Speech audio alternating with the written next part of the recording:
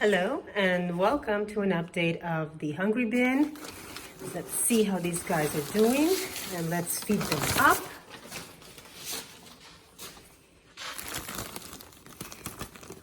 Oh yeah, they are doing wonderful.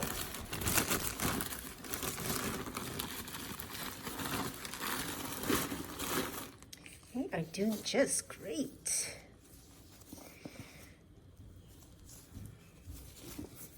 The material feels good, moist enough, but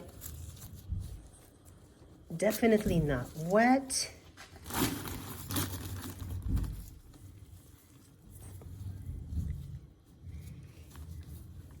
And you guys know that I don't dig in the system. I just turn over the very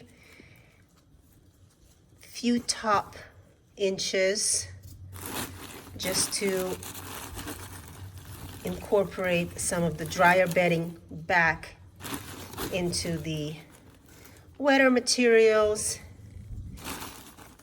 get a gauge for the worms, and I leave them alone. I only do this once a week, so I'm not really constantly bothering them. I would not recommend you bothering your worms as much as we love to play with our worms.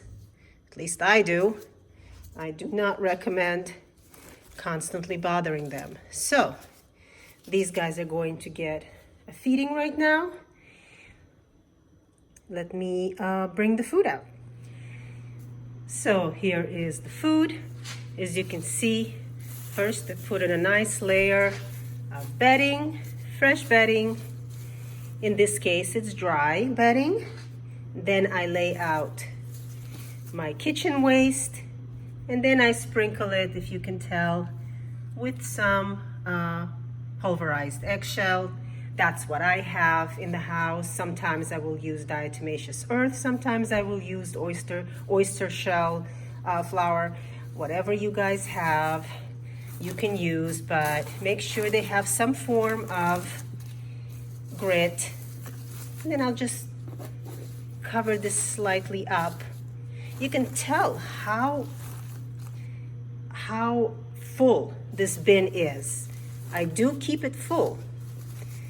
Contrary to what some people say, the bin is fed properly with bedding material, with kitchen waste, with grit, everything the worms need to be happy and be healthy.